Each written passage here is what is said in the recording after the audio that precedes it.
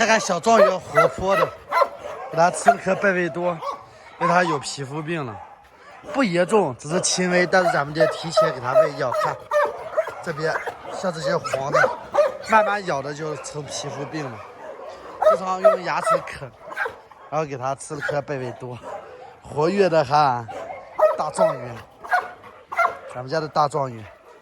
主要皮肤病它主要是从腿还有屁股那地方容易得。黑宝的皮肤病严重，一会儿给你们看看黑宝、喜儿，然后跟黑宝严重，喜儿不严重。你看黑宝的尾巴成啥了？它喂了那个贝贝多之后，狗狗就不会啃自己的尾巴了。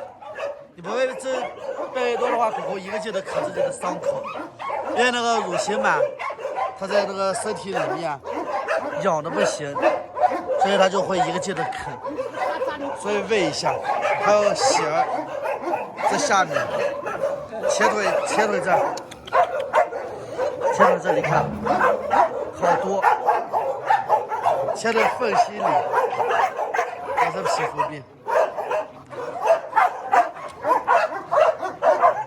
从这边看，也看不到，就那一条腿，不严重，都是刚发现。看看这样看，都不严重，都是刚发现。然后里面61，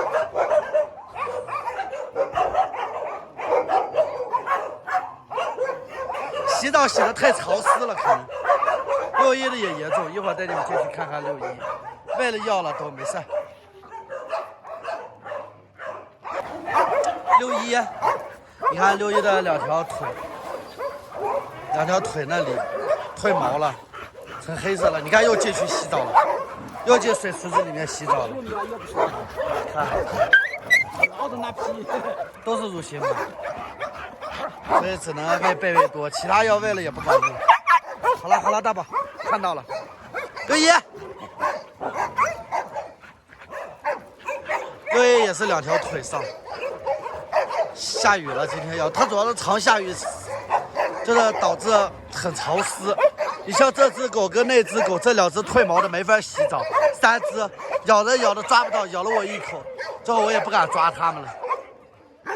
咬人咬的，这个大区的话就是大宝跟61，目前看61的两条腿呢，很明显，这都能看得到，那片黑就是皮肤病。